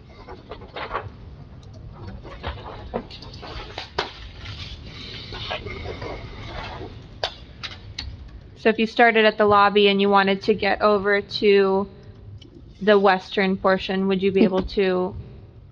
Yes, there is access through here to go to this side of the building at the ground floor.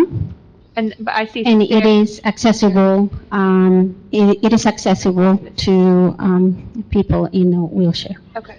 Is that conditioned space all the way through? This is not conditioned space all the way through, at this location, but it is on the upper levels.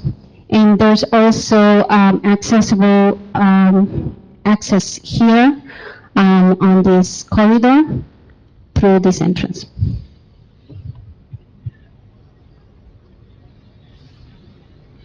Okay, thank you.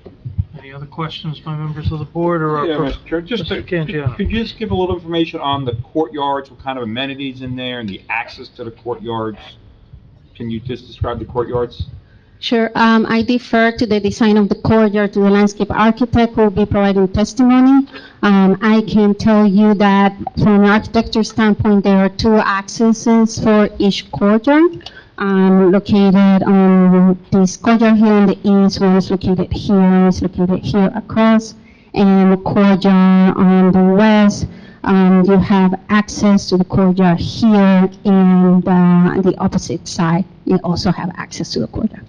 Do you have access? I had plans where it's tough to get in and maintain courtyards for maintenance and changing of plant material and other things. So is there access from the garage to the courtyards? Like, how do you plan on having materials brought in and out through the building into the courtyard? I'll defer that answer to our landscape architect testimony. But do you have doors, like access, actual, of your building into the courtyard from someplace other than the interior quarter of the building? There are doors from the building. There are door locations on this corridor and this corridor to the courtyard. But do you have access to the outside or to a garage through the like? How would they get from, say, they're bringing in plant material? There's going to be plants in there. Mm-hmm. Yes, I think... I understand he's going to testify on the plant material, but... Yeah, but I think Okay. she's testified as to All right, what the fair access points are, so we'll defer the rest of And that to the then landscape. going back to the trash, I know you have a trash room and the trash levels. Generally, how does it get from the lower level there? Is it in small wheel dumpsters? How do they get from the trash compactor inside the building to the truck in the driveway or outside? What do they? Sure. The trash room is located in this area of the building, and it's meant to be picked up in place. The actual logistics of the trash pickup, I'll defer to the applicant of how this is operation-wise, but again, it's meant to be internal to the building. Okay. That's it. Thank you. Mr. Stanziel? Just re-educate me on the exits and entrances here again on the first floor. So let's just say I live in, a 2B unit over here, 2-bedroom unit on this side. I believe that's the west side. I don't own a car. So you have to go through the lobby and then traverse all the way across to get to your unit?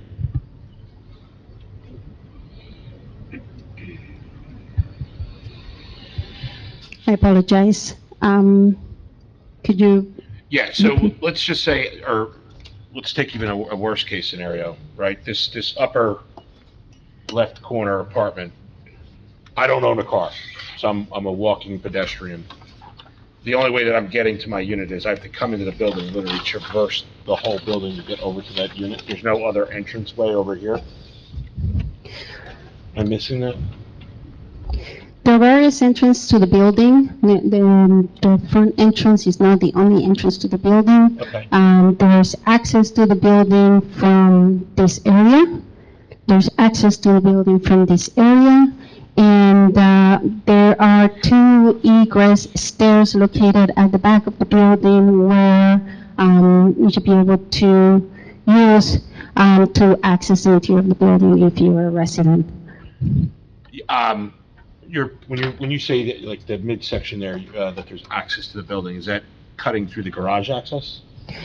No, this is to entering directly into the residential building and then into the corridor, internal corridor of the building, where it says load access. Okay. That's where a resident will walk through the load access? You have the ability to enter through this door. Okay.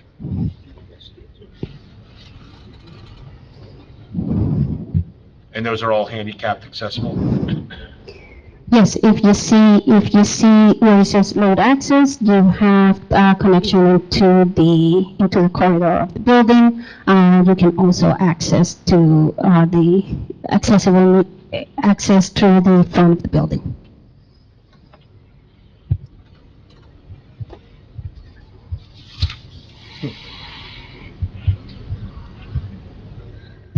Other questions by members of the board?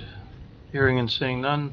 Other members of the public who have questions on this witness and this testimony at this time? Hearing and seeing none. Counselor? Thank you, Mr. Chairman. I'd like to call Mr. Ron Liddell at this time to, all right, let's call our landscape architect. I'm not going to forget about you, Mr. Mealy, I promise. Thank you, sir. All right.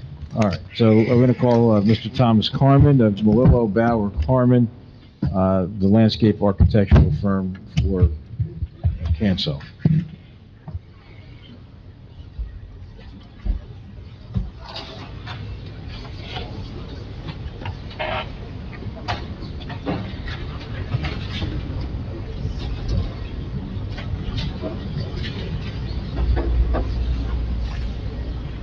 Good evening.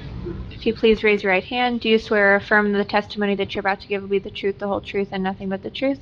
I do. Please state your name, spell your last name, and provide your address for the record. Sure, my name is Thomas S. Carman, C-A-R-M-A-N, and at 200 Union Ave, Brielle, New Jersey. Office name, company name is Malillo Bauer Carman. We are landscape architects. So, Mr. Carmen, if you could provide the board with your professional and educational background and also provide them with any licenses that you possess. Sure, happy to. I am a licensed landscape architect here in the state of New Jersey. I have a degree in landscape architecture from Rutgers University. Been licensed since 1997. And I have actually had the pleasure of appearing before this board in the past on a couple of other applications. Your license is in good standing? It is. Mr. Chairman, we respectfully request that Mr. Carmen be accepted as an expert witness in the area of landscape architecture. Board have any questions on the qualifications of the witness? Hearing and seeing none. Thank you, Counselor? Mr. Chairman. Mr. Carmen, would you please provide the landscape architectural aspects of this application for the board? I'd be happy to. So this evening I'll walk you through, give you an overview of the landscape architectural improvements as well as the exterior recreational amenities within the two courtyards. So I will be focusing on looking at exhibit rendered site and landscape plan on our left-hand side. That's the plan that I think was previously A3. So our focus will be on the Canso Avalon Bay community all the way on the right-hand side. And I have a new exhibit up there, Canso Parsippany landscape plan. This may have been in the package during the last hearing, this color rendered version. If not, happy to Just mark mark. it A10. Why don't we mark it A10? And could you provide the date? Oh, it was? That's right. What is the date of that document? This exhibit is dated 6/3/2024. And I'm also going to reference two other exhibits this evening. I'll have West Courtyard dated 6/3/2024. So I could mark this A11.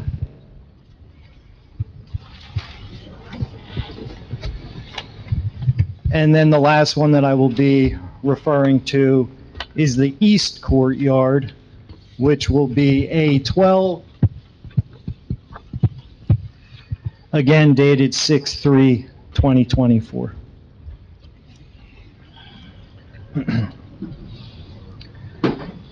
So we've proposed a richly detailed landscape plan throughout the site, along the roadway frontage, along the building foundations, the perimeter of the property, as well as within the courtyards. So we utilize approximately 25 different varieties of plant material to create this diversity, plant diversity. We utilize some deciduous trees at the frontage as well as in the courtyard, such as maples, oaks, and some sweet gum.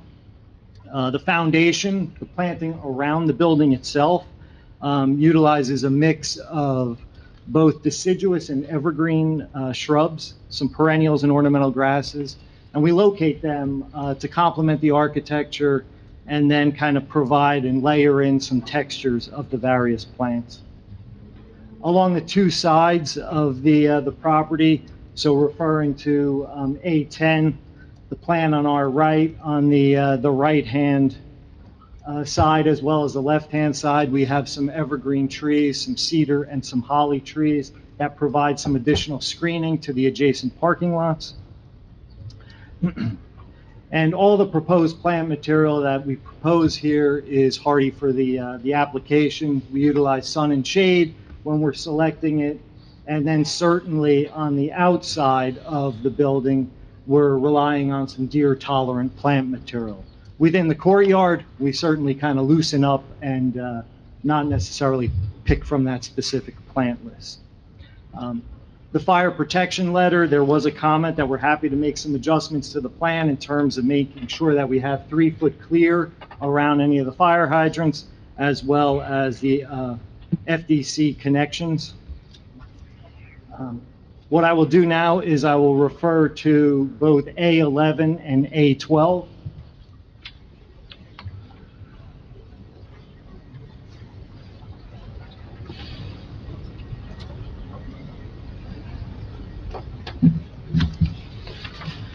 So A11 on the right-hand, or on the left-hand side, this is the west courtyard.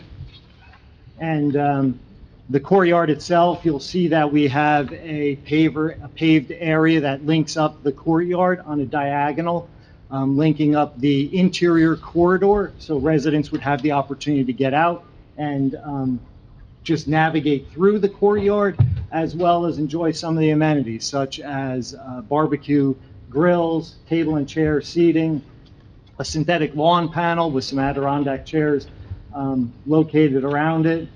There's some low-level bollard lights and some festival kind of string lights that hang over the barbecue areas to create some ambiance. Then also some of the residential units around there have private terraces as well, so they would have access out to their own patio. Similarly, on A12, which is the east courtyard, this courtyard actually has the interior amenity space located right off of it as well. So residents have the opportunity to come out through there, again, connect up to the adjacent corridor, and seating opportunities for just quiet moments, as well as barbecue grilling and some synthetic turf out there as well. Again, we take into account sun and shade aspects for all the plant selections. And related to good comment by Mr. Canjiano, related to, access of this. We've done a lot of, or just maintenance of the courtyard itself. We've done a lot of different projects for Avalon Bay. They have very high standard of maintenance that they provide to their properties, both on the outside as well as within their courtyards. So while we work through the planting design of this, we're cognizant of it. We're trying to select material that requires a lower amount of maintenance. So the lawn areas that you're seeing in here are in fact synthetic turf, so there isn't weekly lawn maintenance required. The ground covers that we propose are primarily evergreen ground covers, so they don't require the dropping of leaves and necessarily bringing that out on a routine basis. But we do have some deciduous material out there. So there will be typical kind of a fall cleanup that their outside contracted maintenance staff does routinely, and they would have to bring that material into one of those corridors and then travel down the corridor to where the garage access or the loading access trash location is. And they would just come out in that location. Their truck would be staged where a potential loading space is, and they would be able to move that material out from there. Doesn't happen often, but at times a plant may need to be switched out or something, and they do it the same way. They tie that plant material down pretty tight, and then they carry it through there during an off hour and bring it out. So it's a operation that happens routinely, and we haven't had issues with it. That's an overview of the landscape improvements for courtyard as well as the surroundings.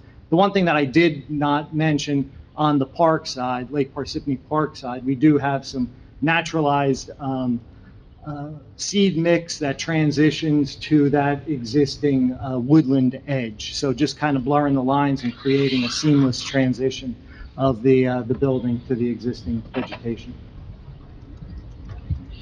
Thank you. Do you have any questions of this witness on this testimony at this time? No one? Professionals? Do you have any? He answered my question, thank you. Okay. I do have one question. Yes, sir. Good evening. I think at the last hearing, there was some testimony from the engineer that the landscape material in the front of the building along Sylvan would be used in order to deal with the water quality issue on in terms of stormwater management. Can you just very quickly walk us through what makes those plants different than other plants that you're using?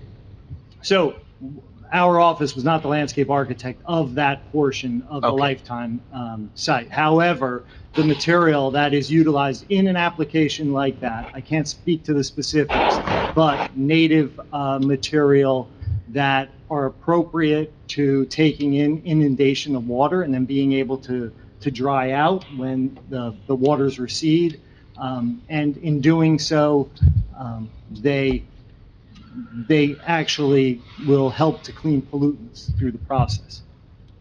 Are we going to hear from the landscape architect for the Lifetime? We don't have a landscape architect for Lifetime. We do have an architect. Okay. Okay. No questions, no further questions from the board. Are there any members of the public who have questions on this witness, on this testimony at this time? Hearing and seeing none. Counselor? Okay. Thank you. Lastly, for the limited purpose of being able to address Mr. Mealy's question, and I think there was a question on trash, I want to call Mr. Ron Liddell from Avalon Bay. That was Mr. Mealy's question. Oh, you said trash. I said ended question on trash. Could you please raise your right hand? You swear or affirm the testimony that you're about to give will be the truth, the whole truth, and nothing but the truth? I do. My name is Ronald Liddell, L-A-D-E-L-L. I'm the Senior Vice President for Avalon Bay Communities, Inc. The address is 105 Elm Street, Westfield, New Jersey. All right, Mr. Liddell, you can please address Mr. Mealy's question. Just took down the chart, but I can respond to it anyway. So let me just reiterate one or two things that was said already by the architect. There is no requirement whatsoever for a minimum number of elevators based on the number of units, nor there is a maximum number. I believe that in many jurisdictions, I actually think in New Jersey, I know I don't even need an elevator for a 3-story building. I'm not sure if I need an elevator for a 4-story building. I decided many years ago when I joined Avalon Bay, over 21 plus years ago, that all 4-story buildings that I build in New Jersey will have elevators, although Avalon Bay operates communities in 12 states plus DC, and in many jurisdictions, we have 4-story walkouts. Even in those jurisdictions, handicap accessibility requirements only apply to the first floor. Once you get above the second floor, there's not a handicap accessibility requirement, thus there's a self-selection that goes on for someone that's handicapped. In New Jersey, I've built over 25 communities, and the company, as I said, has over 300 communities. We believe that the elevator number that we have here is adequate. Louis, can you put that? I'm going to refer to it, so I might as well just have it up there so I can respond better. Otherwise, I'm just going to point my finger in the air and you're going to look at me like I'm crazy. I don't want to do that. If you could do the floor plan of a typical floor, that'd be great. Is that A02? Yeah, if you know, that's pretty good. I didn't know what it was, so thank you if that's the one. Even that one. That one works too. That's why he's the chairman. Yeah, that was pretty good. So I understand why initially you're thinking that whoever's, let's use this one over here, has a long walk. This is not a defense or anything, but this is not in any way defensive, and I hope you don't interpret it that way. What leads to how many elevators you put in and where they're located is really 2 or 3 aspects. One is the geometry of the site, which leads to the geometry of the building. 2 is we don't want unnecessary elevators. They're costly. There's a maintenance requirement, and if they're not really going to be used, we don't want to put them extra in. We look at it from a few perspectives. One, convenient, not only for residents that live there every day and want to get up and down, but for move-ins too. Because if someone's moving in, you didn't ask that question, but then an elevator's down for a number of hours. And by the way, you just can't pull up with a truck and say, I'm moving in, hi, I'm here. Doesn't work that way at Avalon Bay. You register, you reserve time, we reserve the elevator for you, you better be in and out, and we move you along. We have communities that are much further from a distance where this particular unit is here to the elevator that exists. I think the longest I have is over 300 feet. Now, it's a straight linear path, so it may be a workout, but it's still very convenient about it. Our goal is not to put extra elevators in that don't serve any purpose. I'm very, very comfortable for a 280-unit community, both not only the number of elevators, but where they're located too. The proximity, I don't think is that hard at all, and that's one response. The second response is every prospective resident gets to see their unit. We have a model unit that's down that we don't use only for model purposes, but it's not like someone has no idea where they're going.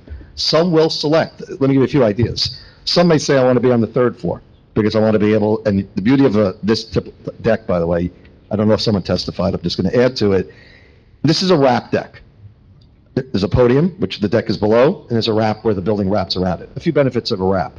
You can't see the deck. I think we build nice decks, but most people don't like to see a deck. You can't see this deck. Secondly, the biggest benefit is that you can park on a 3rd level, for example, and not have to use an elevator. Walk right in to your unit. Podiums, I don't like to do for a few reasons. First of all, they're much more expensive. Second of all, people perceive them to be, even though they're not subterranean, they think they're below. They don't want to below. And every person who lives in a podium, unless they want to walk the stairs, must take an elevator. So we think the combination of a wrap deck, the number of elevators that we have, the geometry of the buildings, it's not just one long football field type building. They're shaped, I guess, 2 rectangles, you can call it that way. I'm not the architect, by the way. I think the proximity works very well. And I think based on our experience, which is pretty extensive, in comparable suburban communities, we're not just in an urban environment. No, we don't. But go ahead, yes. If I may clarify one thing. Sure. I wasn't suggesting an additional elevator, only that the 2 in the 1 section on the right, one of those could be in the portion on the left. So you still have 3. Yeah. First of all, changing that now would involve, you can't even imagine what that would involve, so I don't want to tell you what it would involve. We went through this a lot beforehand. It's not just that we stick our finger in the air and say this makes a lot of sense. We have experts that we work with regularly. We have feedback. We also, I don't know what you know about Avalon Bay, we don't use third-party managers. So we manage our own property. Yes. So the management group, which is not me every day, sits there with us and signs off on what you see here. So if they're comfortable too, it's not just developers who walk away from it when it's built. We live, breathe, and eat our communities. And I think that makes us different to manage and understand that process. So that's my best answer I can give you with regard to elevators. Thank you. You're welcome. Trash? What was the exact question on trash? I don't want It's to... just a minor question. I'm assuming that there's going to be wheel-out carts that you can take from the building when the garbage truck comes. I mean, as you mentioned, the management is in coordination with the haulers. Is that?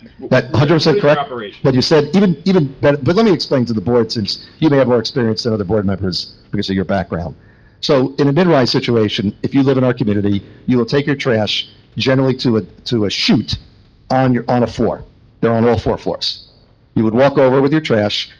I acknowledge before you tell me, yes, there could be a rip in the garbage bag. It could cause problems. Guess what? I clean it up if that occurs. And it does happen. There's no doubt about it. But the beauty of it is you're inside if you want. Drop your chute, drop your trash down the chute. It goes, as the engineer described, into a chute down below.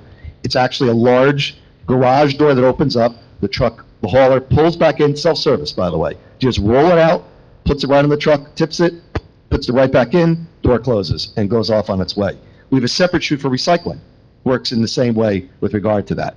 We're actually getting better. We used to not do the self-service aspect of it, but again, because it's Avalon Bay, not only do we manage the property with regard to leases, we manage the property with regard to maintenance. So we're responsible for looking at that chute, looking at that trash room, looking at the hallways that the garbage is maintained, and if something happens, a bag broke, we're going to clean it up. What we find is that when you live in our communities, you take pride in it, so you make sure that the bag doesn't break. I don't know what all of us do, whether you live in an apartment or a condo or a single-family home, but I know I live in a single-family home. The bag breaks sometimes, and it drips all over my damn driveway, and I have to take a hose out and clean it off, because that's what I got to do. And we do the same with regard to Avalon Bay. But everything you described is how we designed this trash situation. I think we do a great job in maintaining it. I've been in Avalon Bay 21-plus years. I have never in the 21 years used an outdoor dumpster that's just in the air, outside. Even when we had outdoor recycling, as we do have in our garden communities, which are 3 stories, they're in a recycling trash building that we use for maintenance purposes. And there you just pull up if you want with your car or by hand, throw it in there, and once again, the scavenger truck comes in, pulls it out, the door opens and closes just like that. So all of our ways, we do it in that manner, the way you described. Thank you. Welcome. Any other questions by members of the board? Mr. Dedich? Yeah, again, it's more one of the concerns I have on the left part of the building. I feel like there is not sufficient exit out there. Again, I'm hoping fire department looked at it. If they're happy, I'm happy with it. But I still have a concern, right? If you look at the right part of it, there are enough, I see like 2 or 3 exits there. At the time of emergency, people could use that. I noticed that on the left part of the building, there may be a big queue, I don't know, maybe a choking point there. So if Choking point for people? People for exiting, right, and at the time of emergency, right? Okay. So there's only one exit there if I see that, right? Otherwise, people will be choking there, that exit point may be, become a hazard there. So the best answer I can give you is we have to comply with the Uniform Construction Code.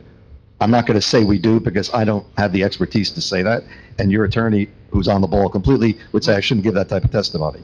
As a fact witness, which I can speak to, but not as an expert witness, it's been represented to me by my architect, who is licensed to make that statement, that we comply with the Uniform Construction Code. In addition to that, assuming we get an approval from this board at some point, we then ultimately have to do construction documents, and your construction department will make that separate determination that I comply with UCC. If for some reason that your construction department thinks that I don't, I then have to amend my plans with regard to it. I am confident that the exits we have as designed per our architect and ultimately your construction department will reach that conclusion that we comply with the UCC. No, I get that. Again, like I said, I'm hoping fire department looked at it and they're happy with it. I'm happy with it. Right? It's not. I still want to raise my concern. That's all. Thank you. For the record, yeah. Any other questions?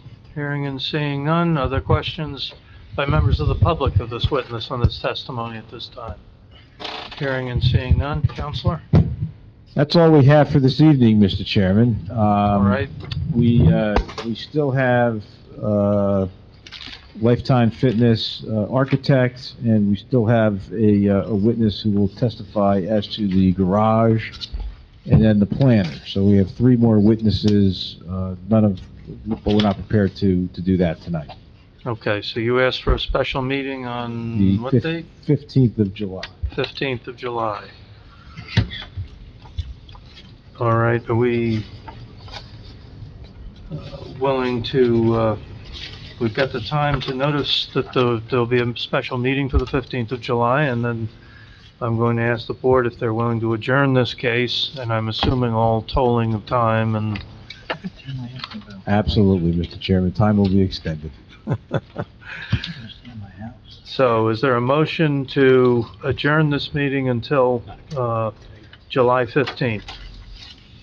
Yeah. At 7:30 PM. So if anybody is here for this case, I'm assuming this is the only notice that's going to be given. You're not sending out further notices? We are not sending out for any further notice, Mr. Chairman. You're correct. It would be adjourned to July 15th at 7:30 PM here in the municipal building. So for any members of the public who are here for this case, to hear what we hope will be the conclusion of this case,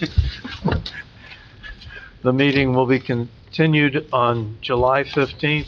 So is there a motion to continue it Mr. to Chairman. July 15th? Motion to adjourn until July 15th. Do I have a second? Second. Okay. All in favor, say aye. Aye. Any opposed? All right. Thank Is there you. anything else that needs to come before this board at this time? No. No? Do I have a motion to adjourn? Motion to adjourn. Is there a second? Anybody opposed? All right. Good night, everybody. Good night. Early out tonight. Relatively speaking. Marina, This is your... in the ordinance, so what it is